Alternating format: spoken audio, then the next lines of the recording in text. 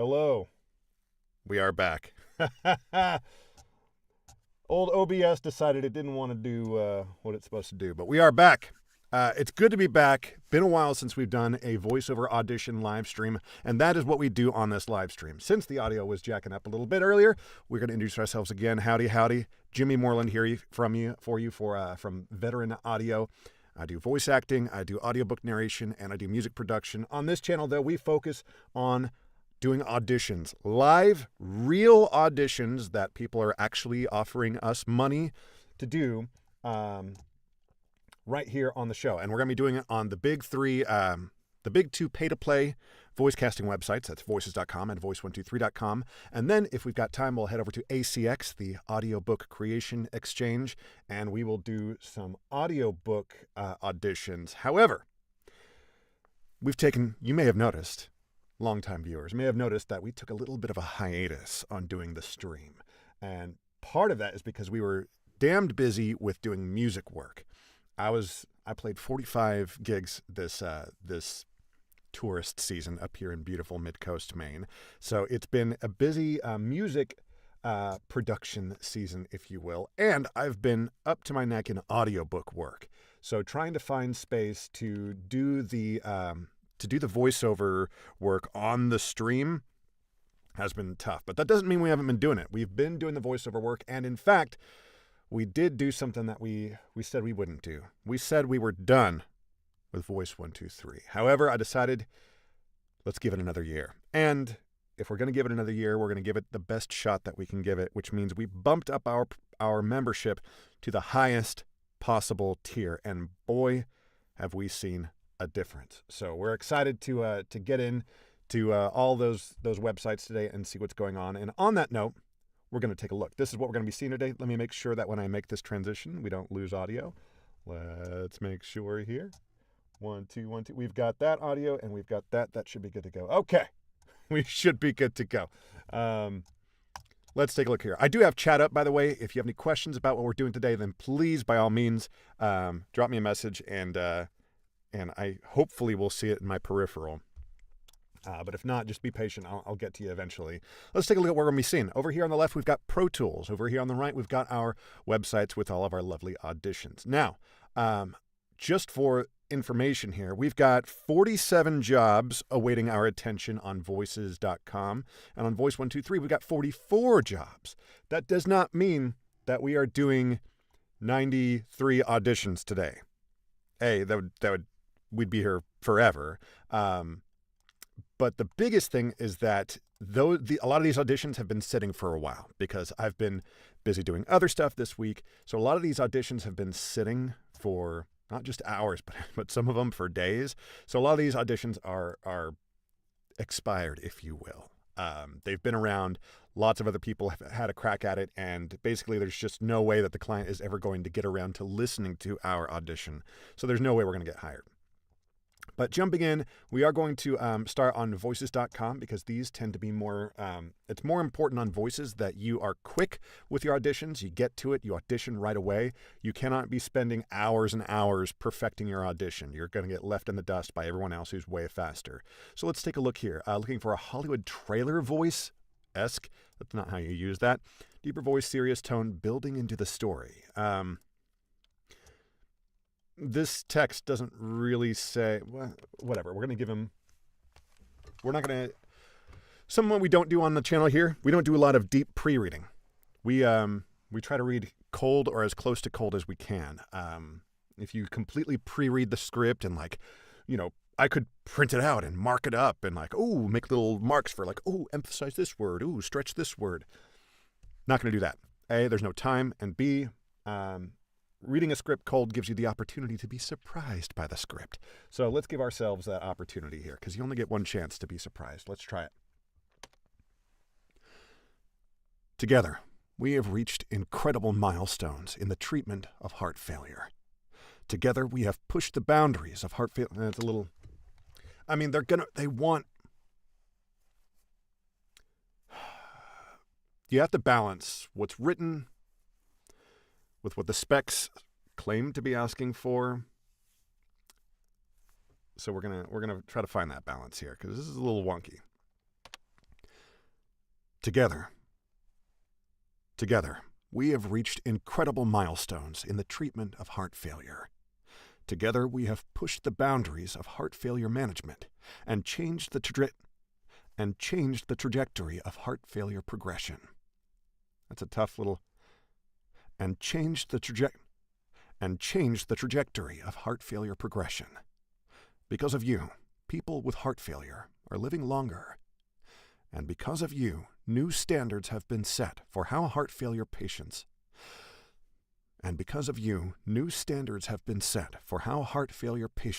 are able to live their lives.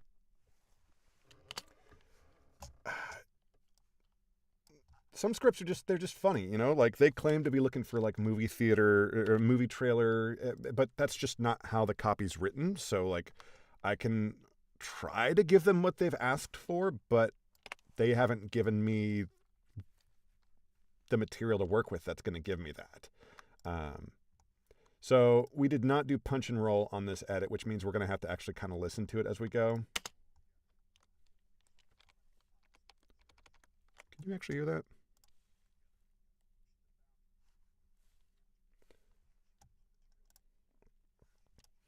So it seems like you can't hear that right now. Let's get this loopback setup going. Properties. It keeps defaulting all my stuff here. Let's try this. And we have reached incredible milestones in the treatment of heart failure. Together, we have pushed the boundaries of heart failure management and changed the trajectory of heart failure progression. I like this, and then we'll maybe cut into here. Heart failure management and changed the trajectory of. Actually, like the end of that. We're getting a little silly here. Failure management and changed the trajectory of heart failure progression. Because of you, people with heart failure are living longer. And because of you, new standards have been set for how heart failure patients are able to live. And because of you, new standards have been set. All right, that's it. All right, let's get this exported. Bounce this out. We're going to call this, okay, Reach 2.0. Reach. Can I put a period? I don't think I can put a period in a file name. We're just going to call it that, sure. Bounce, reply. And 590. And that's going into auditions. There it is. We are response number 41 on that. Doesn't feel super great, but whatever. We're this is a doing a voiceover auditions. It's very much it's a pipeline, and you got to keep loading things into the pipeline because the pipeline is long and it takes a long time for things to come out the other end of the pipe. Basically, you put labor and time in one end of the pipe, and hopefully, eventually, out the other end of the pipe, money comes out. So let's take a look here. Most of these we're going to be skipping. We might not skip some of these. But basically, we're going to do this. We're going to start just checking these. We're not even going to open these and look at the details because there's no point. If there's 64 responses, we're almost certainly not going to get listened to coming in that late. That's why, ideally, we're sitting here ready to work as these come in, and we're hitting these jobs right as they come in. That's the ideal working setup here. Hello? Let's refresh, I guess. Okay, there we go. Okay. NTL Jackson Energy Power Outage. Now, we're only a 90% voice match on this, and that is because this client has miscategorized this job. I guarantee you that this is not an animation job. This is going to be an e-learning or an explainer or an industrial or commercial. Video narration is probably where this belongs. This is absolutely not going to be animation. What happens when the lights go out? When you report your outage, a notification is immediately sent to our 24/7 365 dispatch center. Yeah, obviously this is not animation. U.S. Southern accent preferred. Even though I'm 90%, God, this sucks so bad. Just, this person should know better. They've got 57 reviews. That probably means that they've posted close to 100 jobs. They should know better. They should know that this is not animation category. They are doing themselves a disservice by having people who are better suited for their job actually only show up as a 90% or worse on their dashboard. Like this 100%, this needs to be video narration. It's just wrong.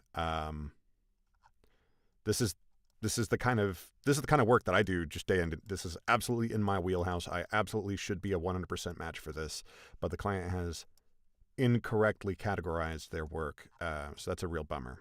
We're going to go ahead and, we're going to hit report a concern. Missing or incorrect performance details. Not an animation category job. Please give clients a pop-up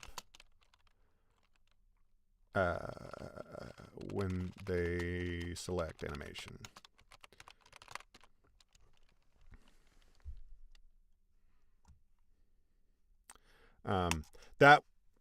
That might be my single biggest complaint with voices.com. I've got broader complaints about like their business model and all that stuff. But as far as like just the day-to-day using of voices.com, this is my number one complaint.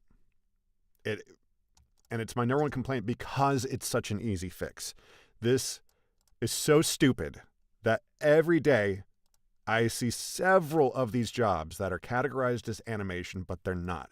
Animation means like Looney Tunes, anime. It means, Disney, Pixar. That's what you should have in your head when it comes to animation. And just because a video is animated doesn't mean it's an animation category video. So this is wrong, dumb, and bad. And that's a real bummer. Take a look here. We've got a book here, athletic development book for young ages.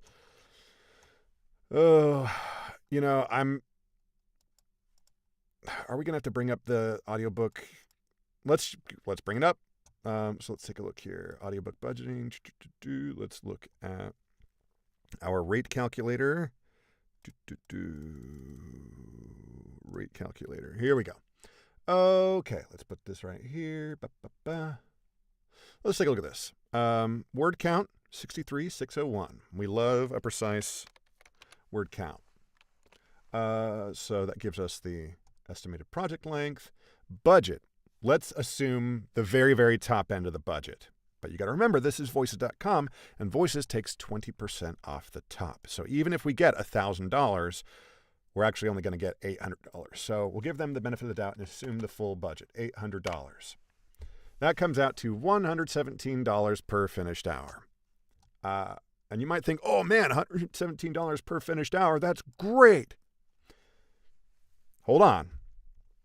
Because it's not a one-to-one situation. It doesn't take me 1 hour to create a finished hour of audio. It doesn't even take me 2 hours. It takes me a little more than that. But if you're a beginner, and if you're considering this rate, you're definitely a beginner. If you're a beginner, a number that's probably pretty safe to use for your first 1 or 2 books is 6-to-1 as far as hours of your labor that it takes to create one finished hour. It's about 6. So here I've got 6 entered in here, and that means your actual dollar per hour that you're earning as you work on this project is $19.50. Now that might be fine for your living situation, the part of the country or the world that you live in. But then you also have to consider that that's pre-tax. So you're going to be paying taxes on it. So that's $16 an hour after tax. And you also have to consider that it's impossible for us as audiobook narrators to work 40 hours a week. Our voices just will not hold up for that many hours of speaking. So you have to consider that there's a limitation. And I just have sort of ballparked what the average person is probably able to produce. especially at this ratio. And basically, with a project like this, your max earnings per week is $390. If you can live, if you can live off of $390 a week, by all means, go for it. But this is trash. This doesn't belong on voices.com. This belongs on Fiverr or Upwork. Even ACX has like lower categories of rates. And, you know, someone who's just starting and this is sort of a side gig just to see if they like it, maybe this is fine for that. But otherwise, no, this is trash. Anyway, moving on.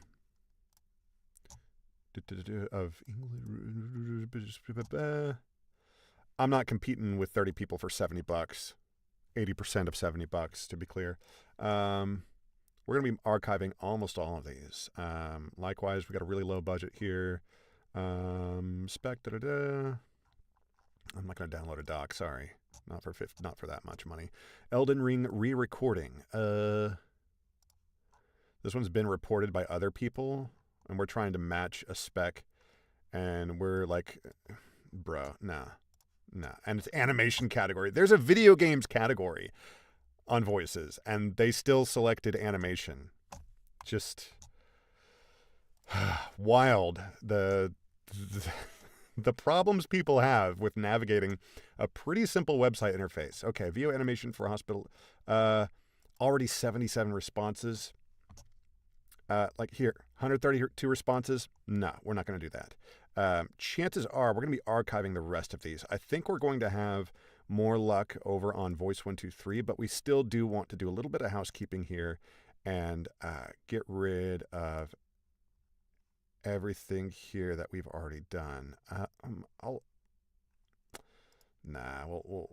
clear that out. We're going to clear out all of these here.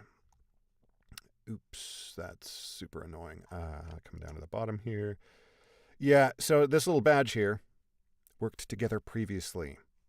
We love to see that as talent, and we also love to see that not just because it makes us feel good, but if we do an audition for this job, the client is going to see a similar badge when they're looking at all of the auditions that they've received. So that makes you stand out in a very literal way, and so that's great to see. But again, we're a little late to this game, so we're gonna be archiving damn near everything that we see here. Why are there only? I'm just curious. Why are there only 3 responses here? This must be truly terrible.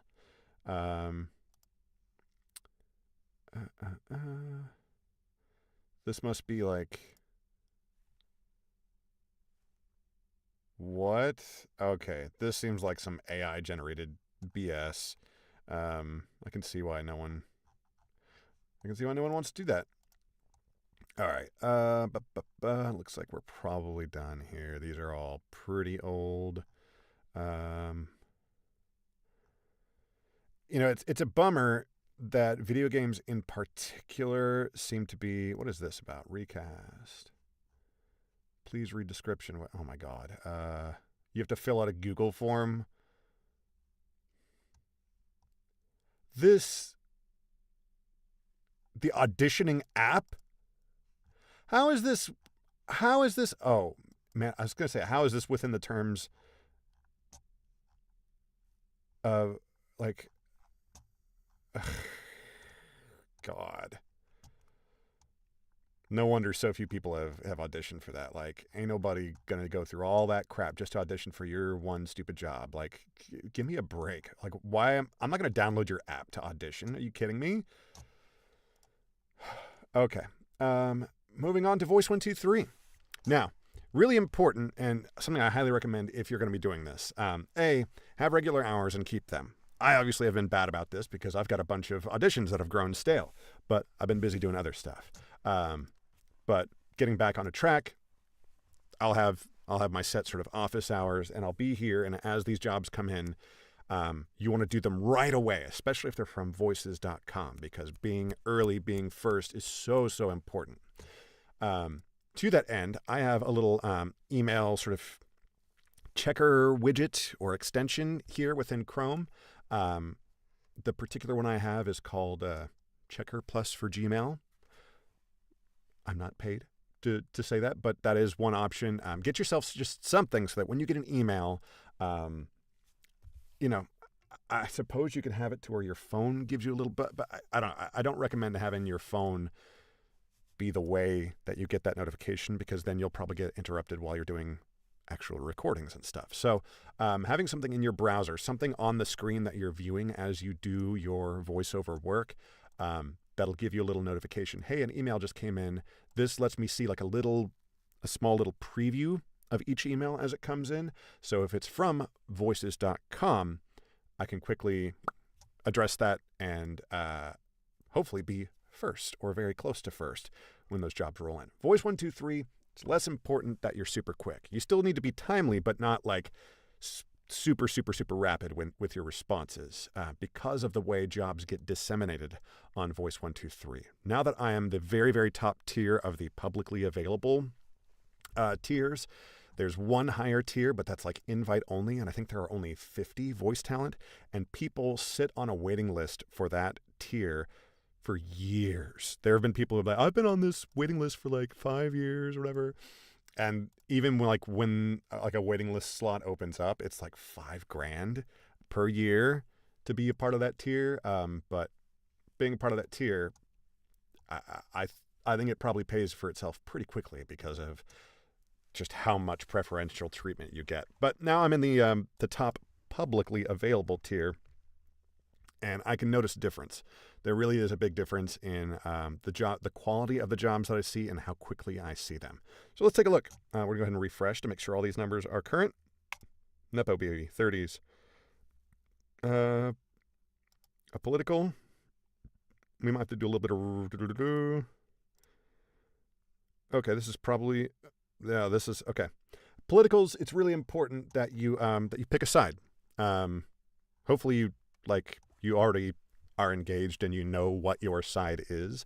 Because if you're like trying to decide what your side is at the moment of like when an audition comes in, then you're probably not the kind of person for whom politicals is a good bet. Politicals, like people who cast politicals, they care a lot about what they're casting for. Like these casting agents aren't just like random production companies who like, oh, sure, like we'll cast your political. These are political casting agents. Like this is their bread and butter. This is what they do, and they care a lot, and they only cast for their particular side. Okay, we're gonna ban someone real quick. Just give me a moment.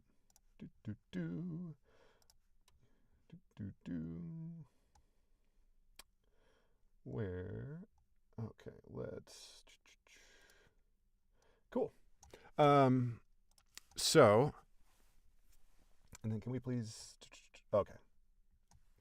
Cool. So, so for politicals, Jimmy Moreland, I have picked my side. We're not going to... This stream is not a political stream.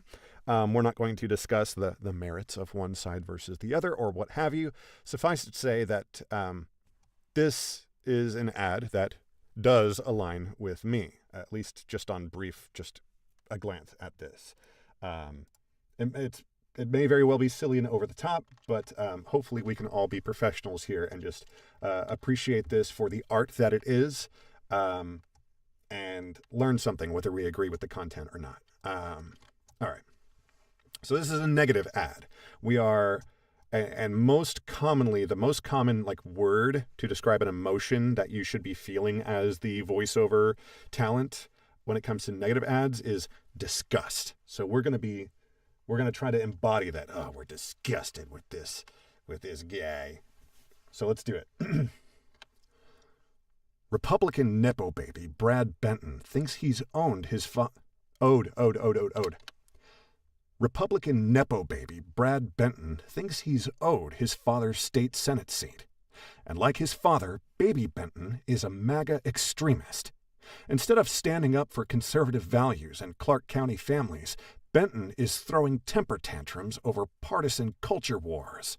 He wants to... Let's go ahead and do a punch and roll here. Over partisan culture wars. He wants to decide what kids are taught in school and what you can do with your... tantrums over partisan culture wars. He wants to decide what kids are taught in schools and what you can do with your body. When it comes to baby Benton, the apple doesn't fall far from the tree. Ban baby Brad Benton from the state Senate. Ban baby Brad Benton from the state Senate. We might take the second one there. We'll listen to it. We'll see. Because we did punch and roll here, that edit is super fast. And here, I think we will take the second one. All far from the tree. Ban baby Brad Benton from the state Senate. Let's see here. For politicals, we'll leave it as is. Let them do the cutting. We will cut out this last breath here, though. They are just... Politicals get cut so fast. Because right now I'm at 32 seconds here. What was that? Okay, yeah. Oops. I'm at 32 seconds here. I could certainly get this down below 30, but they're probably going to want it even tighter. Politicals, you tend to really have to read them fast. But we'll deal with that when we come to it. Nepo Baby 30. Yep. Nepo Baby 30. Yes. Go. Accept. Here it is.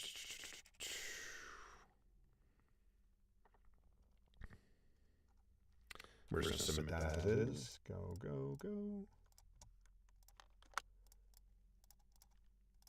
And next one is ready to go. All right. Cool. We got an email that came in, that little ding you just heard, and then this little notification up here means that, boom, right here, voices.com. That is almost certainly not going to be something for us, but let's take a look here. Let's see here. Baptism in the Armenian Church. I'm probably not the talent for this. They haven't specifically said, like, hey, idiots, we need an Armenian person here. Like, they haven't said that specifically, but as talent, we should recognize when we are not right for a job. Not only am I not Armenian, you may have guessed, but typically church-related things, that's just not for us. So we're going to archive that, move on. But good luck to anyone who does fit those demographics, for whom that is a good job. Let's take a look here. Border 5A. What does this mean? Looking for Southern U.S. We got that. All right, let's take a look here. Nebraska. So this is... Obviously, we're seeing a lot of politicals right now, and we will for the next 4 weeks or so. So let's see here.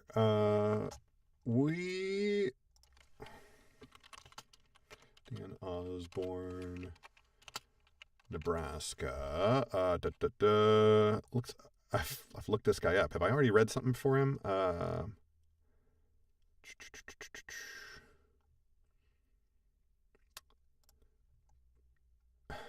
my God. I'm pretty sure.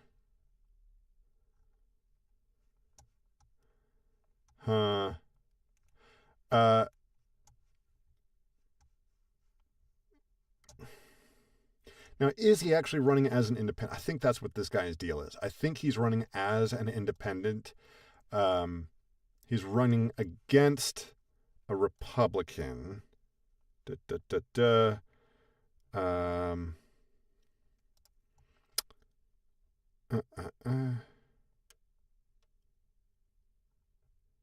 Yeah. So, like I said, it looks like he's an independent who it seems likely would caucus with the Democrats.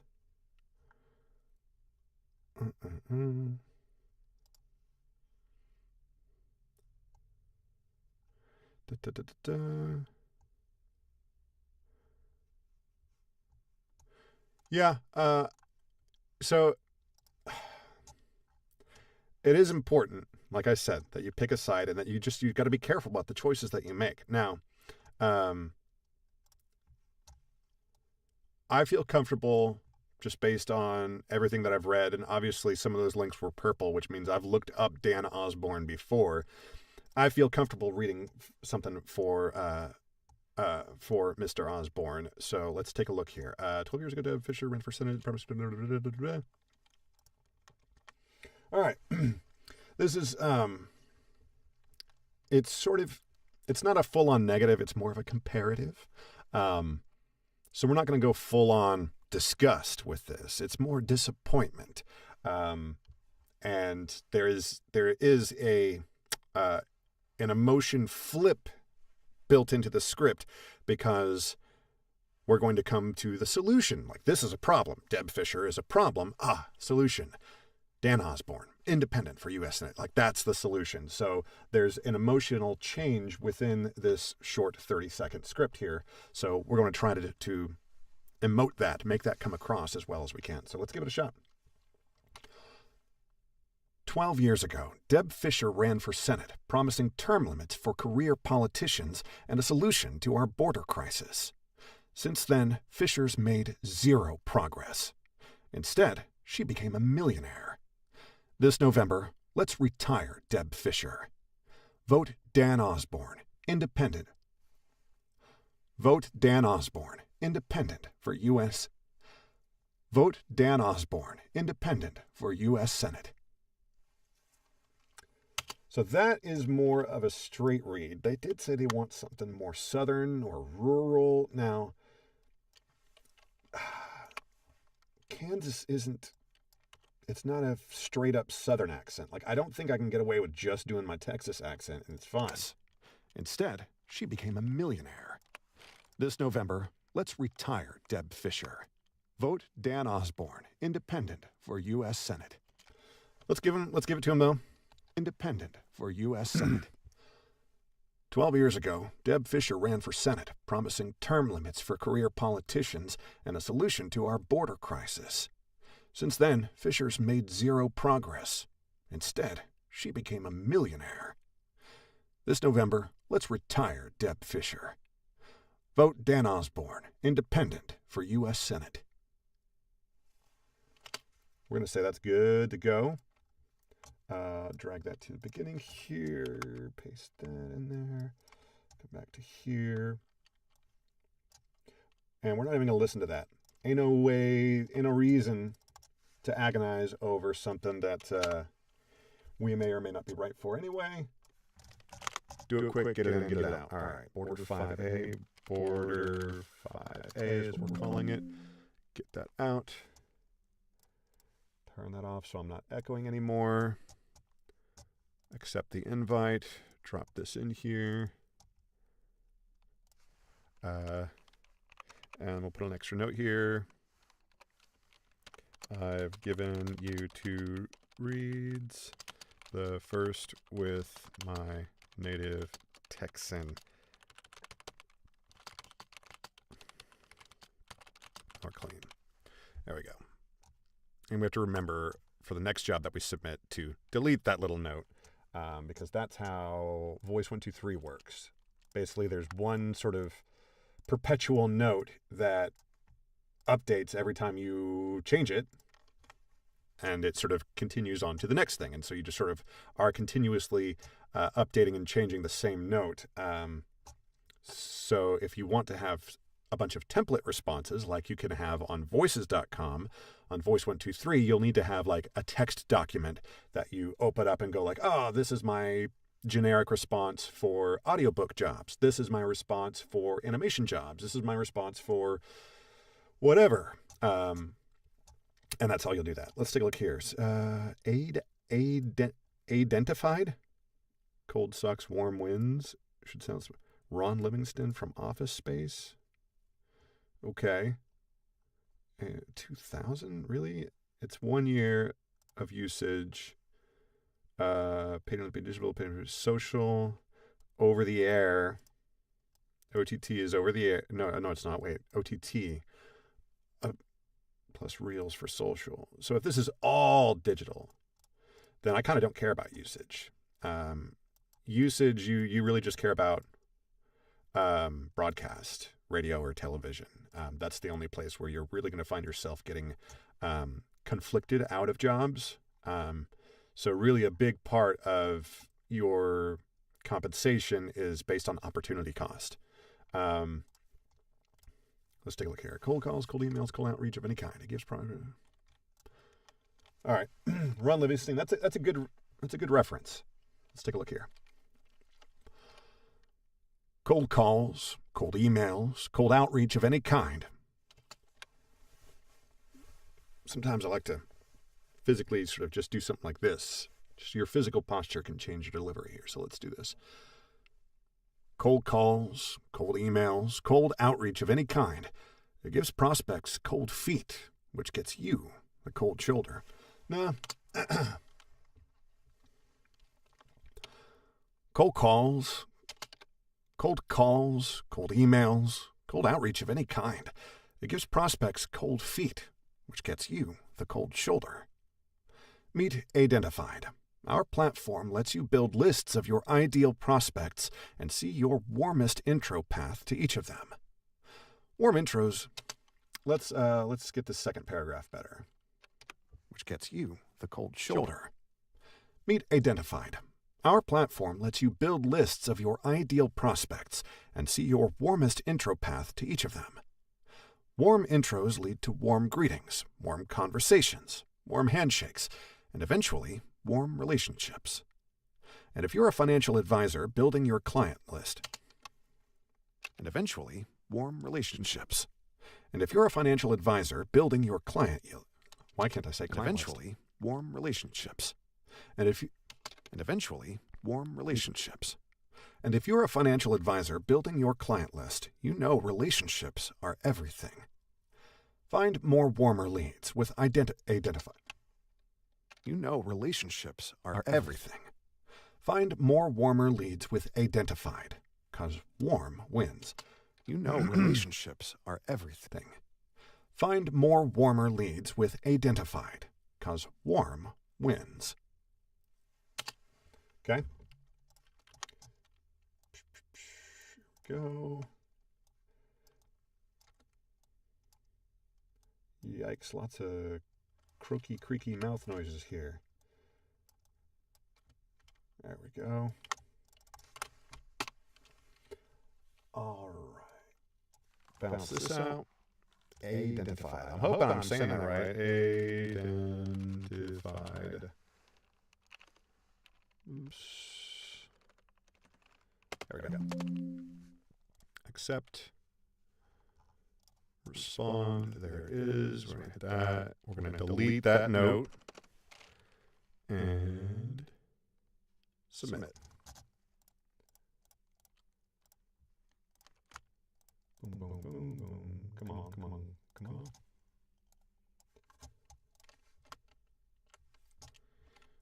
Make sure something real quick here. Yeah, all of that should be still good to go. Okay. Back to projects here. Probably should have done this at the beginning here, but we'll go ahead and do it now.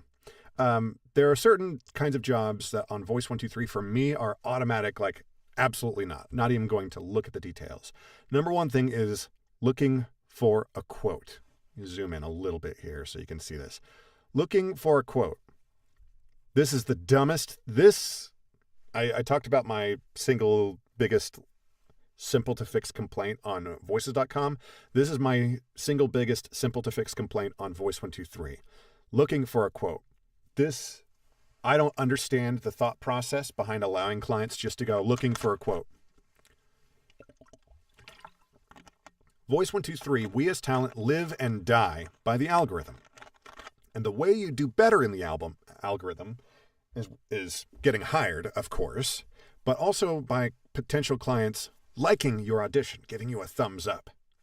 Now, imagine I submit a great audition. I'm just the perfect talent.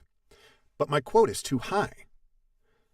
They're not going to like my audition, even though I did my job and I submitted the perfect audition. I am just absolutely the right talent. But my quote's too high. But it's not my fault that my quote is too high, because the client did not give me any indication of what their budget actually is. So through no fault of my own, that client's like, oh, we love this. They're about to hit the like button, but they see my quote and they go, oh, well, we can't afford that. That's way outside of our budget. So we're not even going to like that one. So suddenly I'm getting penalized in the algorithm. I'm getting hurt when it comes to other jobs on this website because this client is a coward. They have a budget. They know what their budget is. They have a number in their head. They know exactly what it is to the dollar that they're willing to spend. But they're cowards and they won't share it here. And their cowardice is potentially hurting me as talent, and it's also hurting them because they're not going to get auditions from a lot of talent who might be perfect for them. It's the single dumbest thing that Voice123 continues to do. Like it would and it's the easiest solution. Just force these clients to put a range. Like every other job has like an exact dollar amount. And I understand that you don't like, that's not how budgets always work. Like you've got a range often. So allow these people to put a range. Not allow, force these people to put a range. Just like on voices.com, these jobs, let's look at like answered here. These jobs, they're all price buckets. Sometimes they put an exact amount. Like look at this, exact amount. They know what their budget is. This one is a range, 500 to 750. That's great. That still gives me the ability to quote where I want in that range. But at least the client has given me guardrails to know. And it also lets me as talent know, like, is this job, generally speaking, going to be worth my time at all? Whereas here, like, their budget might be $10. In which case, like, I would never, ever, ever consider doing this job. But their budget might be $10,000. In which case, I'd be like, oh shit, like, do I have the depth of portfolio to like really be in serious consideration here? Like, on both extremes of the range, like there are considerations for talent. But we have no information at all. Just looking for a quote. Like, okay, go do more looking elsewhere. Voice123 is where you come when you have a budget.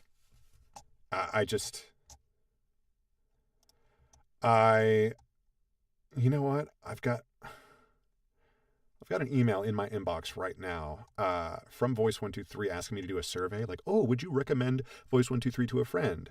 And maybe I need to click through and actually respond to the survey and go like, change the looking for a quote. Force these cowards to pick a dollar amount. So here's another one. Celtic's opening night commercial spot. Look at this crap. This person, like, if you're posting this kind of job, you've done this before. You know what you're doing. You know exactly what your budget is. Local broadcast, which means this should have a good budget. This is potentially like multi-$1,000s, depending on like what the actual media market is and what it's like. But like if it's the Boston area, like it you know, obviously depends. Lots of variables here, but in theory, like this could be a really high paying job. But the point is that the client knows what the budget is. And this just makes me think they're trying to find someone to take advantage of. They're trying to find some poor sap who'll go like, yeah, I'll do that for $50. And they go, cool, great, here. Like, that's my only thought. And like, is that really what you want your website to be all about? Voice123? Do you want your website to be about taking advantage of new, uninformed talent? Is that what you want? Nah, that's what Fiverr and Upwork is for. That's for garbage jobs with no budget. This should be about places where clients who have real budgets, who have done their research, they know what they're doing, come with a budget and are ready to do some real work. Okay, keep on moving on here. Looking for anything with no set budget or anything over limit here. So, because we're getting now into the older jobs, all these ones that barely have anything, mostly on this first page, you'll see there's very few. Let me zoom in a little bit so you can see. There's very few other proposals in on these. And I'm seeing that because I'm now at this top tier.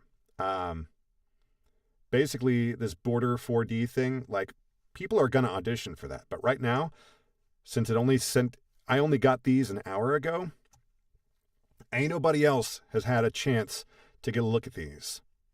And that is the huge mega benefit of being at the tier that I'm at.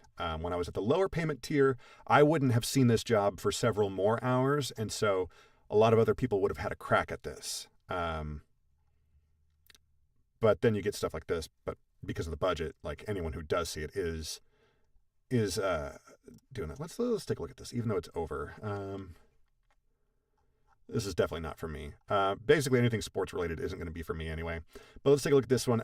The reason we would pass on this one is because of these two numbers here. The second number is the number of proposals that this client has requested to hear.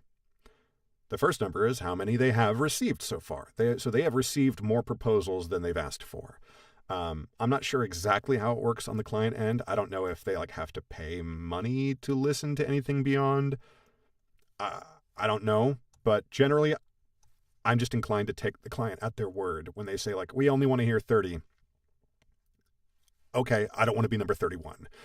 I just assume that they're not going to listen to me, so it's not worth my time. So anything that's over, I'm going to be passing on. So let's look at the next one here. 51 out of 50, nope. 35 out of 25, nope. 62 out of 50, nope. And I think that's all on this page. Let's look at these new ones. We've got 2 looking for a quote. Nope.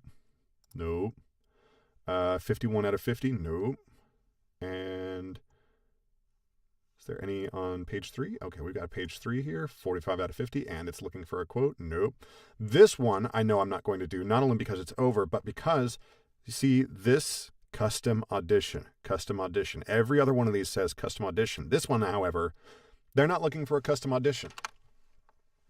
This is the stupidest thing you as a client can do.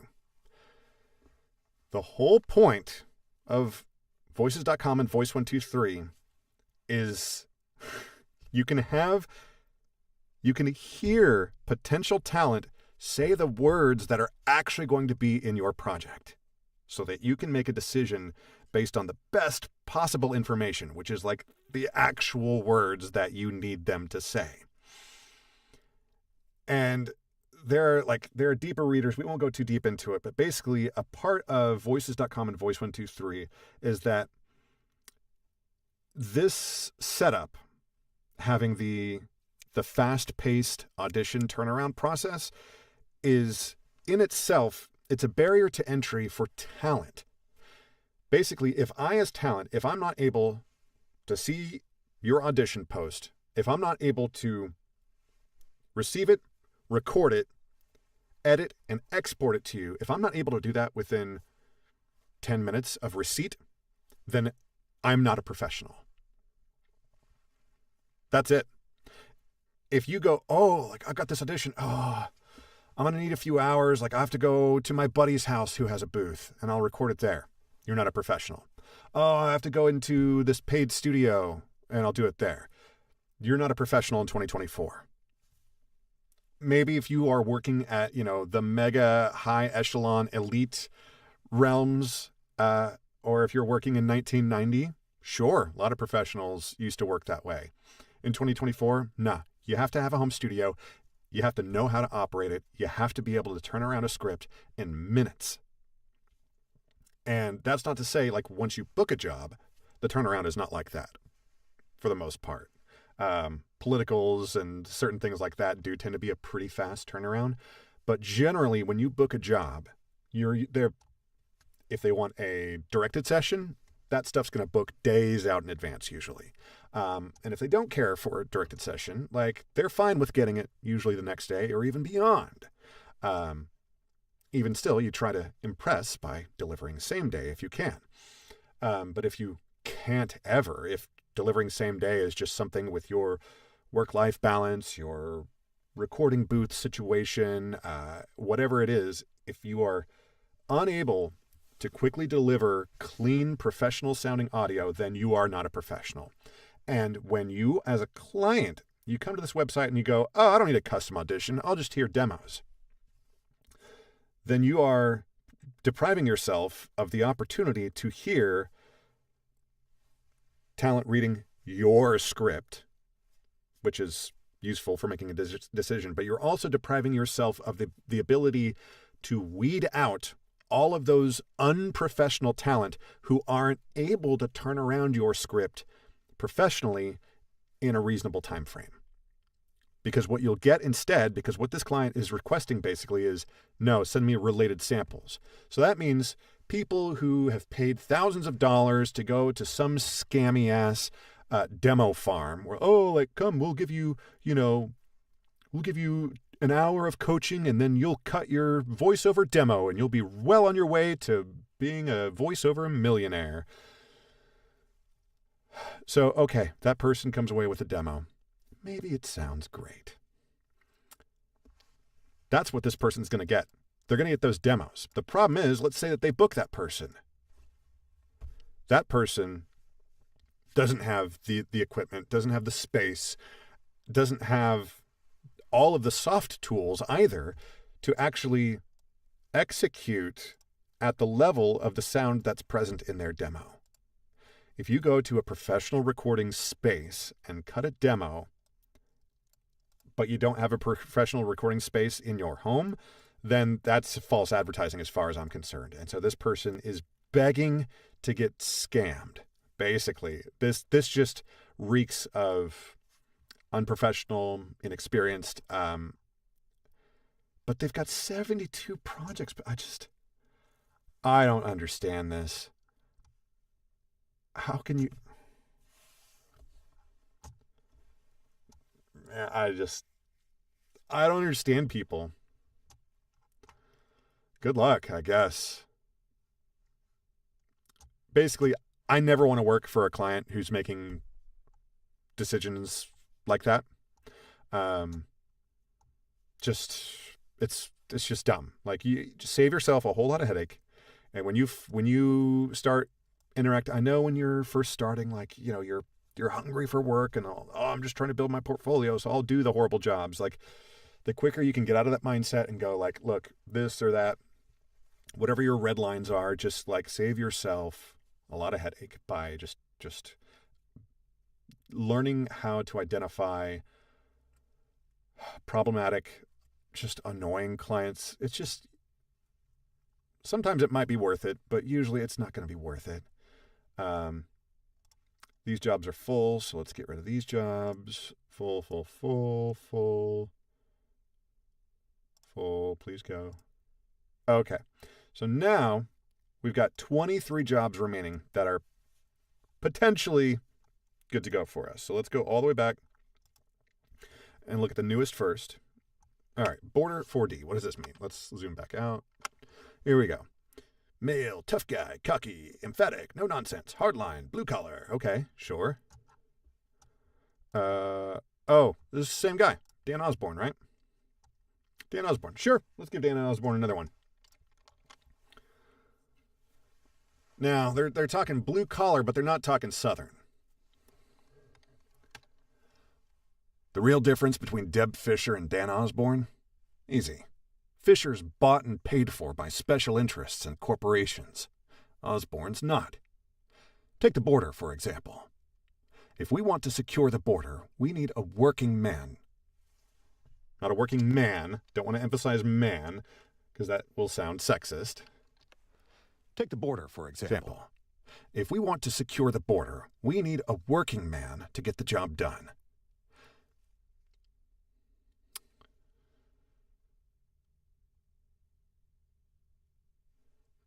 That's Dan Osborne.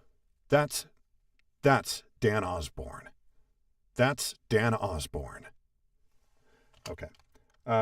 Just some weird stuff in the script there that's like, wait, what do you actually want here? We're just going to give them straight into the alt line and they can make the decision whether they want to hire us or not, and then we'll give them all the read variations their little hearts desire. Here we go. Let's make sure. Fisher and Dan Osborne? Easy. Fisher's bought interests and corporations. Osborne's not. Take the border, for example. If we want to secure the border, we... Okay. Shortening these just a little bit. Interests and corporations. Osborne's not. A little too much. Corporations. Osborne's not. Take the border, for example. Fine, that's fine. Hit that, and then bounce. Not quite yet. Turn this on, and then bounce it. Border 40. Border 40. Accept invite. Making sure. Okay, we do have it there. So, do this.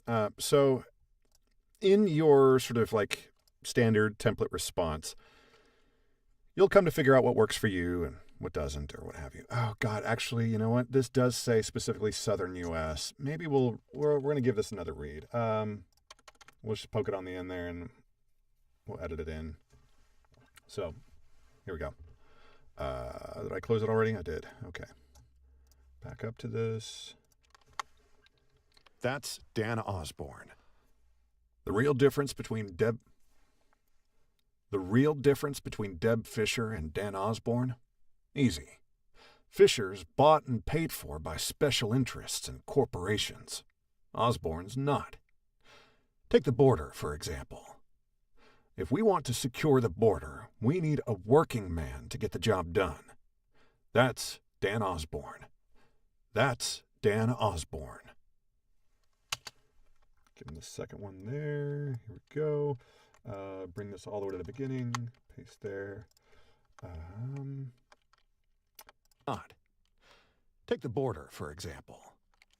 If we want to secure the border, we need a working man to get the job done. That's Dan Osborne. The real difference between Deb Fisher and Dan... All right. Here we go. Hit this again. Bounce this out. All right. And we're going to send the same response basically as the last one. Two reads. One with my native Texan and one clean. Okay.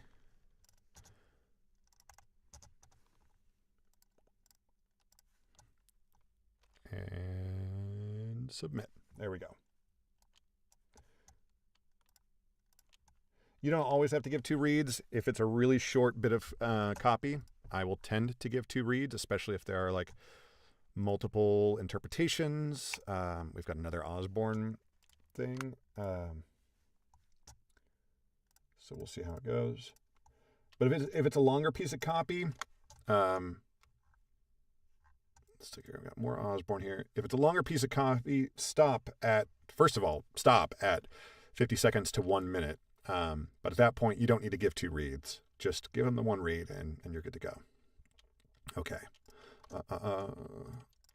Tone is authoritative, calm, knowing, and skeptical of Fisher. Not snarky or mean, just confident. Could be a good fit for a Southern accent. Why should Nebraskans believe anything Deb Fisher says about Dan Osborne? Why should Nebraskans believe anything Deb Fisher says about Dan Osborne when Fisher's made a career out of breaking her promises? Like her promise on term limits. She broke that promise, just like she broke her promises on securing the border, protecting family farms, and stopping runaway spending. The special interests who've made Deb a millionaire will say anything to keep her in office. This November, don't get catfished. Vote no on Deb Fisher's lies. We call that good enough. Here we're not going to give 2 reads. I gave, I think, a pretty good happy medium on the accent. No, that's not what I mean. I meant Control F. Sometimes Pro Tools is like, no, we're not going to recognize your hotkeys anymore. How about this one? This one it does recognize. Catfished. That's clever. That's clever, guys. Accept invite. Hit this. Grab it. Delete this note. Submit.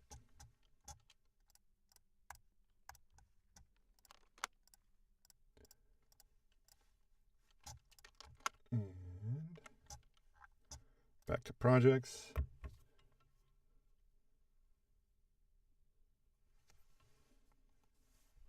Let's see here.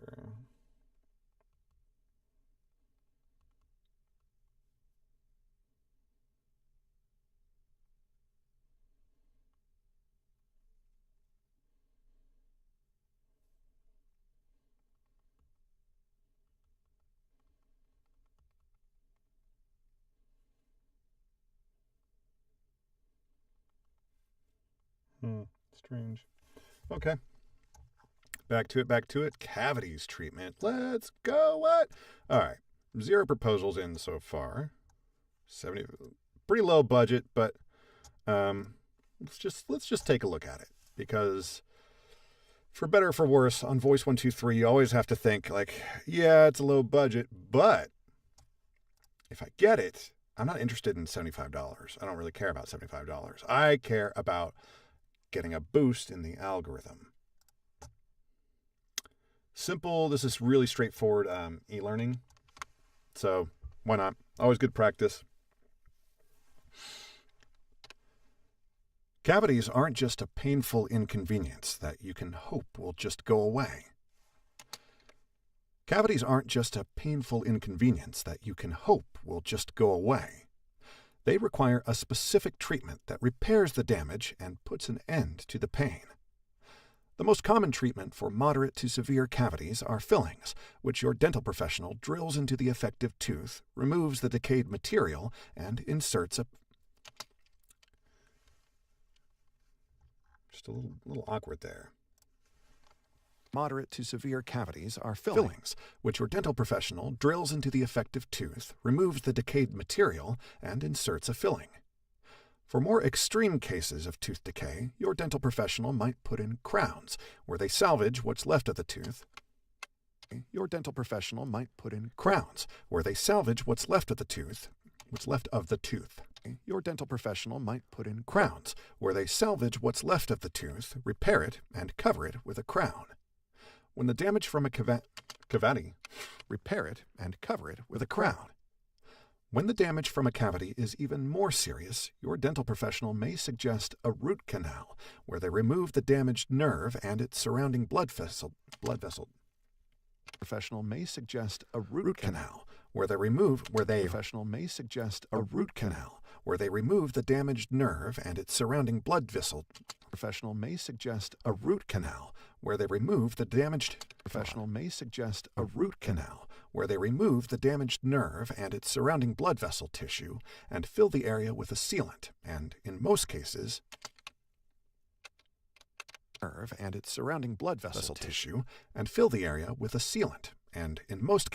put in a crown. Extraction is usually a last option when other treatments can't solve the problem. An extraction will leave an empty area into which your dental professional may insert a partial denture, bridge, or implant.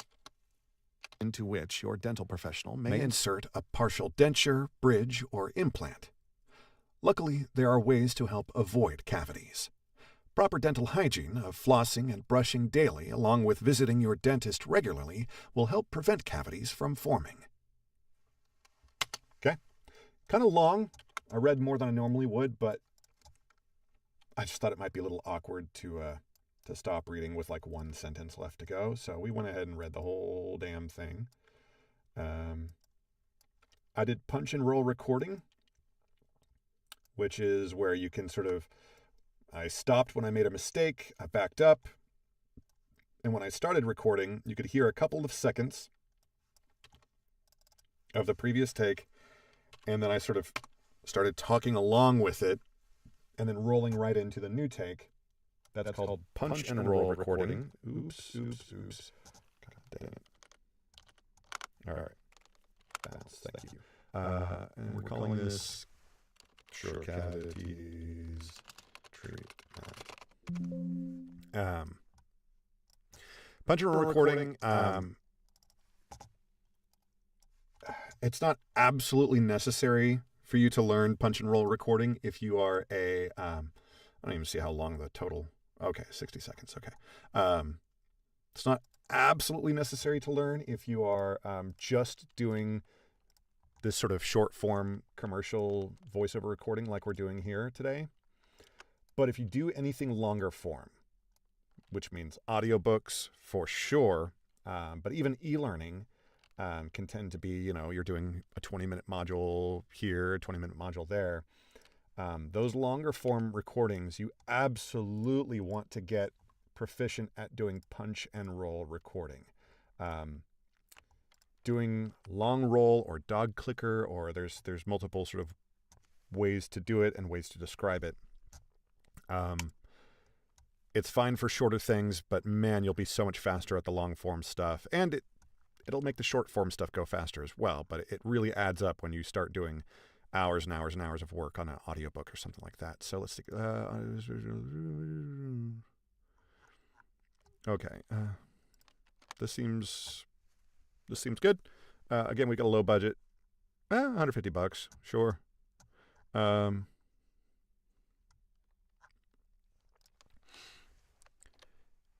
Please, arm. Easily integrate data from measurement tools to identify material quantities. Find products, create templates, and Find products, create templates, and access frequently used materials to quickly build your list. Let's do another one. Easily integrate data from measurement tools to identify material quantities. Find products, create templates, and access frequently used materials to quickly build your list. And access frequently used materials to quickly build your list. All right, we're going to cut the last one together, and then we'll do something a little bit different to try to give two takes here. And access frequently used materials to quickly build templates and access frequently used material. We're going to cut in the middle of the word materials because we are slick with it like that. And access frequently used materials to quickly... No. We're going to cut before then. Maybe right here. Templates and access frequently used materials to quickly build your list. Maybe we come all the way back here. Frequently used materials to quickly build your list. There we go. All right. Let's go ahead and shoot this in the beginning here. Easily integrate data from measurement tools to identify materials to quickly build your list. Easily integrate data from measurement tools to identify material quantities.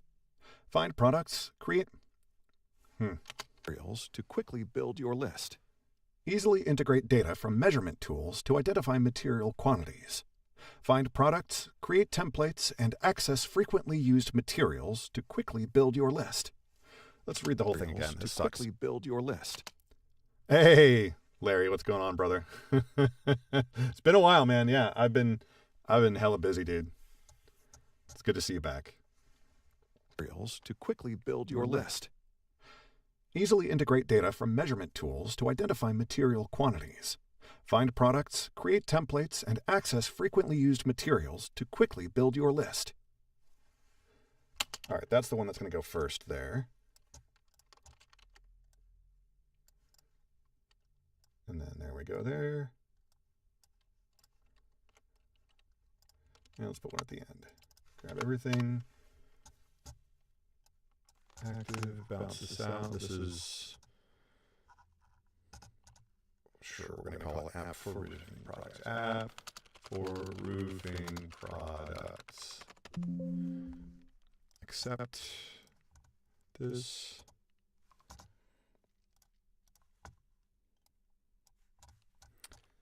So yeah, I was mentioning on talking about your response templates. Good idea to obviously have different templates set up for different kinds of work, audiobooks, e-learning, general commercial, that kind of stuff like that. As far as what goes into your response templates, do some experimentation. See if there's a certain format or something that you find is more effective, or at least leads to some kind of engagement. I did a lot of experimenting to try to figure out how to salvage my. When I first got onto Voice123 over a year ago, I went absolutely nuts with auditioning for every stinking job on the website, and that caused my position in the algorithm to completely explode. I was in the bottom 20% of talent on Voice123, and that is a sad, sad place to be. But I clawed my way back up. It would have been way easier to just nuke that account and start from scratch. Absolutely would have been way easier, but I clawed my way back up from bottom 20% to now top 20%. And during that time, I did a lot of experimenting to try to figure out what things to put into my proposal responses that might increase engagement from potential clients. And basically, I keep it short. Don't be too gimmicky. Don't try to, for God's sake, it shouldn't be a book. You shouldn't be trying to explain the details of your terms and your turnaround time and your whole portfolio and this and that or whatever. Just real quick thing about yourself. Here, I mentioned I'm a military veteran. Make all the jokes you want about how do you tell, it's the same as the vegan or the rock climber jokes where how do you tell someone's a vegan? Don't worry, they'll tell you. It's the same for military veterans, I know. But in the cases where the person hiring, maybe the client is, a military affiliated company, or maybe there's not a direct affiliation. They're just big fans or whatever. You never know when something like that is going to create a connection between you and the person making the decision. Obviously, you only put military veteran if you're a military veteran, but, maybe if you're a mother of 3 kids, or maybe if you're, in a past life, you were a longshoreman, whatever. Put something interesting and concise into your response there, and you never know when it might really help you in a decision here. Now, this is let's see here.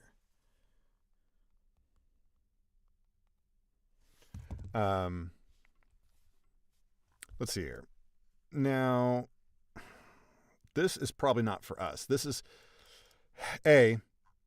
it's Niagara this, Niagara that, which is fine, except for the payment is coming out in Canadian dollars, which means that they are probably interested in Canadian talent.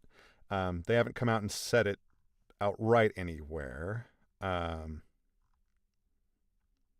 Oh God. See, this is all right. This is a situation with a client who should know better. They've posted 15 projects. They should know that project description, that's not where the script goes.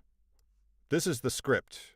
Project description is where you tell us hey, where is this going? What do you need from talent? That's what that's for. And then down here, script details. You should be asking for custom auditions, especially since you've given us a freaking script.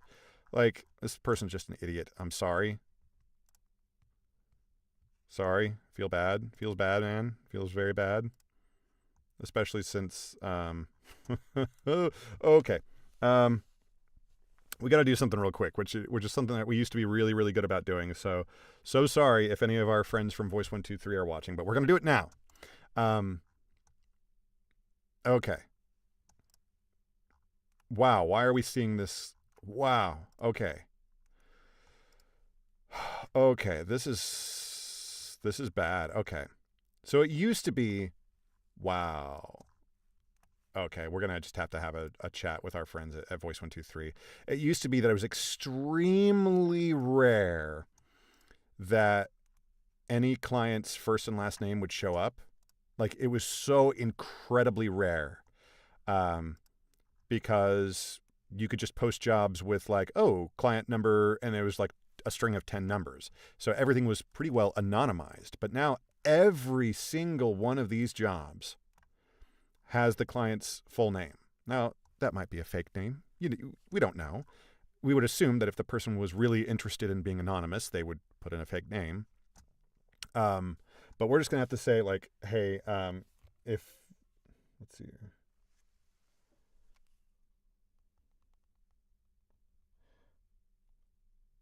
Wait, what?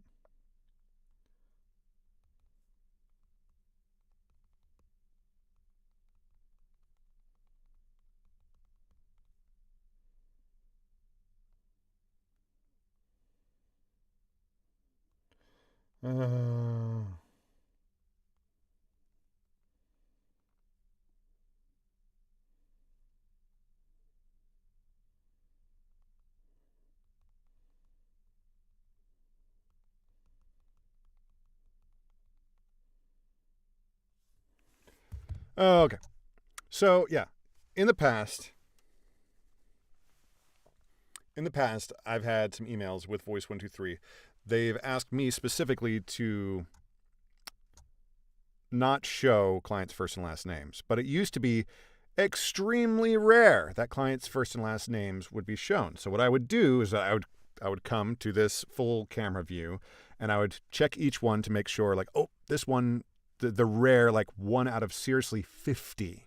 That's how rare it was. About 1 out of 50 times, there'd be the client's full first and last name, and I would, like, with this camera, this view mode, I would check it out and be like, hey, we're not going to do that one anyway. So I would archive it, and then I'd be good to go back to here, and we could go through the rest of them.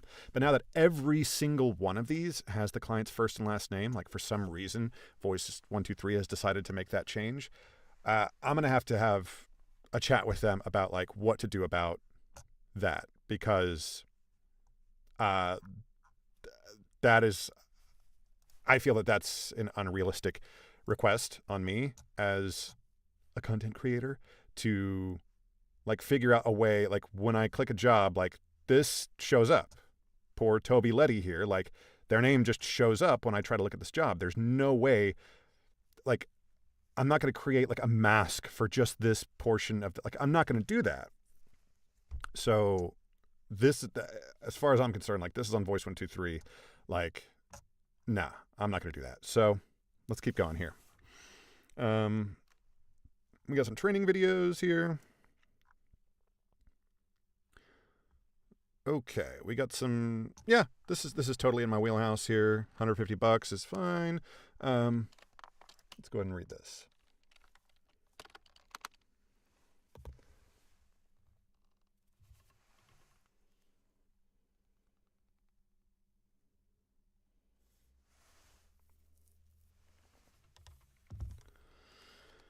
Okay, here we go. Okay, here it is. First, let's take a look at proper cleaning methods to prep the surface. Be sure to only use splice wash. First, let's look at proper cleaning methods to prep the surface.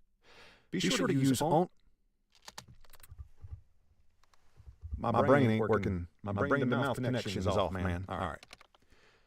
First, let's look at proper cleaning methods to prep the surface. Be sure to only use splice wash single-ply cleaner when prepping the ultra. All right. We're going to get this one line at a time. Cleaning methods to prep the surface. Be sure to only use splice wash single-ply cleaner when prepping our ultra-ply TPO membrane. Holy shit. Proper cleaning methods to prep the surface. Be sure to only use proper cleaning methods to prep the surface. Be sure to only use splice wash single-ply cleaner when prepping our ultra-ply TPO. Proper cleaning methods to prep the surface. Be sure to only use splice wash single-ply cleaner when prepping our ultra-ply TPO membrane.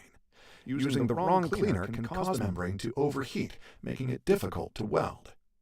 Always apply generously. Heat, making it difficult to weld. Always apply generously and increase the application amount if needed. Heat, making it difficult to weld. Always apply generously. Heat, making it difficult to weld. Always apply generously and increase the application amount if needed for highly contaminated areas. Heat, making it difficult to weld. Always apply generously and increase the application amount if needed for highly contaminated areas. It can also leave a film on the membrane that will keep it from achieving. Yeah, I hope this is a draft needed for highly contaminated areas. It can also leave a film on the membrane that will needed for highly contaminated areas. It can also leave a film on the membrane that will keep it from achieving a solid weld. Oh my God. Needed for highly contaminated areas. It can also leave a film on the membrane that will keep it from achieving a solid weld. If there is any cleaning residue left, make sure to wipe it away with a clean cloth. Make sure the cleaner is completely dry before welding. Sometimes it takes a full 15 minutes. Okay. Here we go.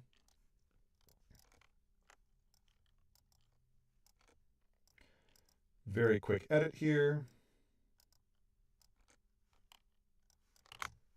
Easy peasy. You active, bounce you out. This is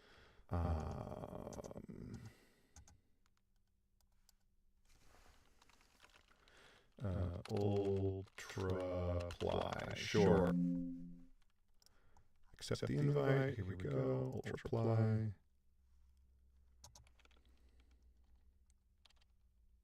There we go.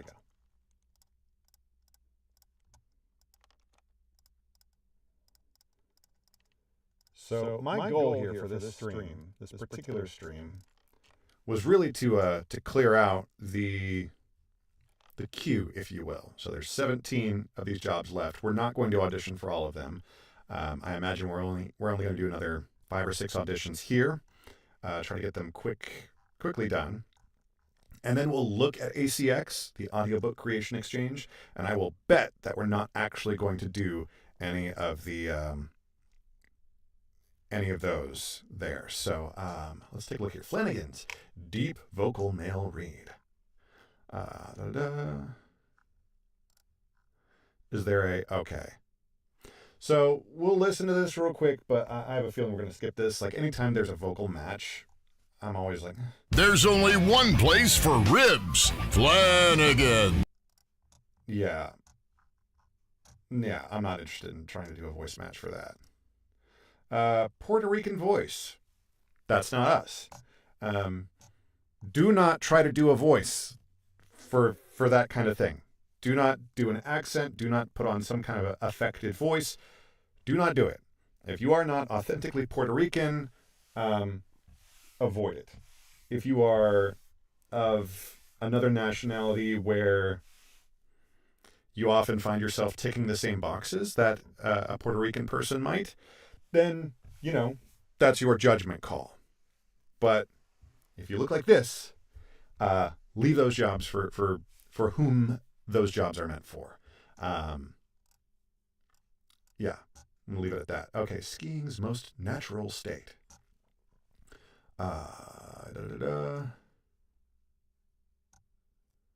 Serious gravitas, and that sounds like a regular everyday guy. Those aren't in conflict at all. Let's keep going here. Ski Idaho. Okay. Okay. We don't need this. We don't need the titles here. Sometimes it's useful, but whatever.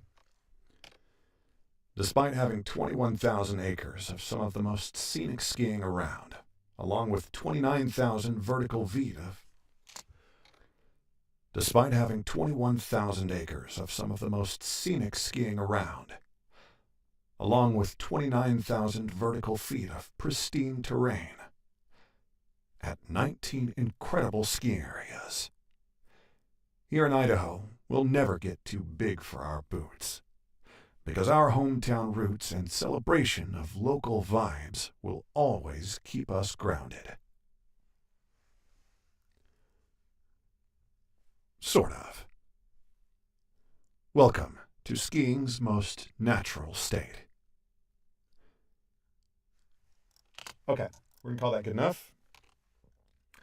Because we put such big gaps in here, we're going to close these gaps with just pasting in silence here. That also eliminates the breaths. We'll never get too big for our boots, because our hometown roots and celebration of local vibes will always keep us grounded. Sort of. Welcome to... Sure, we'll call that good enough. Balance this out.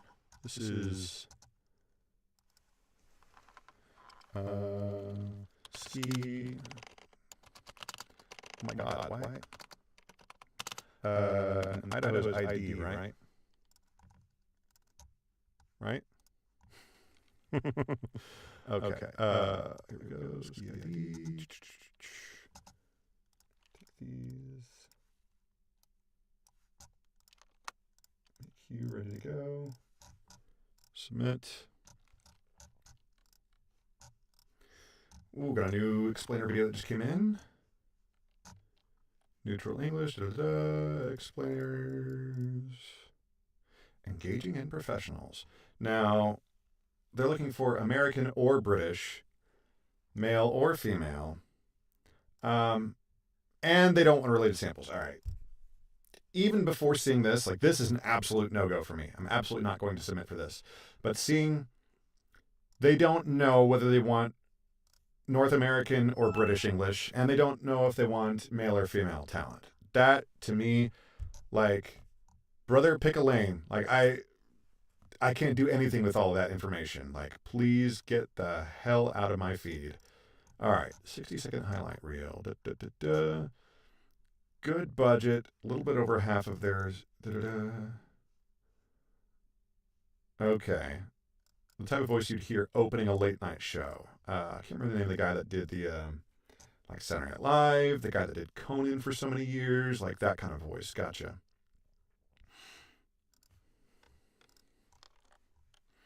We're gonna skip this. Oh God, no, it's a good rate. Like,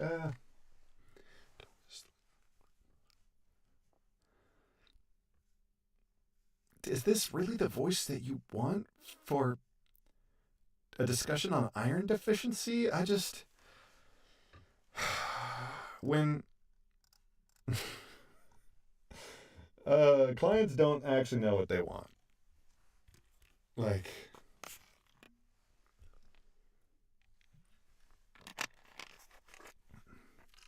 yeah. Yeah. I don't think the client actually wants this. Don't miss the latest. I'm sorry. I'm just not going to do it. Like, it's just ain't no way. Ain't no way. I'm not going to be screaming and shouting about iron deficiency. Generally speaking, okay, this is for like a college scholarship. Generally speaking, like, I have found that my voice just doesn't get hired for that kind of stuff. I think just I sound too old, which is fair enough. Inaya, Life After Gods video game. So they need a ton of voices. Word count divided by 10. Okay.